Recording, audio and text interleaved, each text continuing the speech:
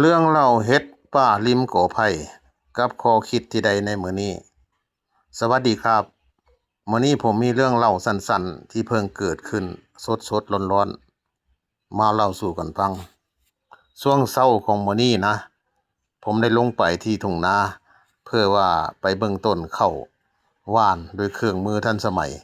ถึงช่วยให้การทำงานและก็สะดวกรวดเร็วมากขึ้นแต่ในช่วงนี้ฝนก็ตกน้อยน้ำในนาก็บ่ค่อยเพียงพอ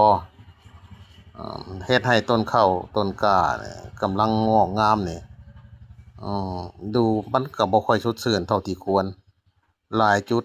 เริ่มส่งสัญญาณว่าต้องการน้ำเพิ่มถ้าฝนยังบ่มาตามฤดูกาลก็คงต้องหาวิธีช่วยกันต่อไประหว่างสำรวจนาสายตาก็เหลือบไปเห็นกอไผ่ที่ขึ้นอยู่ใกล้กับสระน้ำข้างบ้านพอเดินเข้าไปก็เห็นกับพบเห็ดป่าหลายดอกขึ้นอยู่ตามใบไม้แห้งที่ทับถมกันอยู่ดอกเห็ดก็มีสีสวยดูสะอาดตาและก็หน้าตาคล้ายเห็ดที่เคยเห็นมาก่อนก็จึงเก็บใส่ตะกร้ามาได้พอสมควรโดยความคิดว่าอาจสินำมาประกอบอาหารได้แต่พอกลับมาถึงบ้านความบ่แน่นอนก็เกิดขึ้นผมจึงนำเห็ดไปให้ผู้มีประสบการณ์เรื่องเห็ดป่าช่วยเบิ่งเขาพิจารณาอยู่พักหนึ่งแล้วก็บอกว่าบ่มั่นใจเพราะว่าลักษณะบางอย่างนี่กลิ่นของเห็ดดูแปลกๆไปแม้จะมีกลิ่นหอมอ่อนๆก็ตาม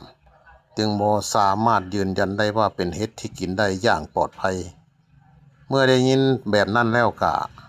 ผมจึงตัดสินใจนำเห็ดทั้งหมดนี่ไปทิ่มทันที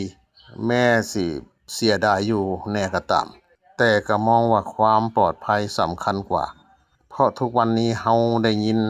ข่าวคนเก็บเห็ดป่ามารับประทานแล้วเกิดอาการเป็นพิษบางรายรุนแรงถึงขั้นเสียชีวิต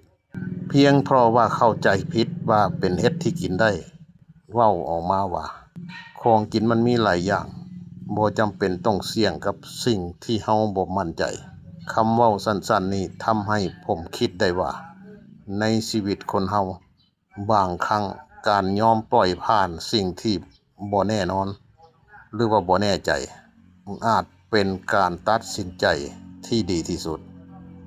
บ่ว่าสิเป็นเรื่องอาหารการงานหรือการใช้ชีวิตก็ตามข้อคิดจากเรื่องมื้อนี้สิ่งที่บ่แน่นอนอย่าไปเสี่ยงโดยที่บ่จำเป็นเพราะว่าความปลอดภัยและก็ชีวิตของเฮามีค่ามากกว่าสิ่งที่อยากได้เพียงชั่วคราวมื้อนี้มีเรื่องมาเล่าสู่กันฟังเพียงเท่านี้ครับขอบพระคุณทุกท่านที่ติดตามรับฟังและขอให้ทุกคนมีสุขภาพแข็งแรง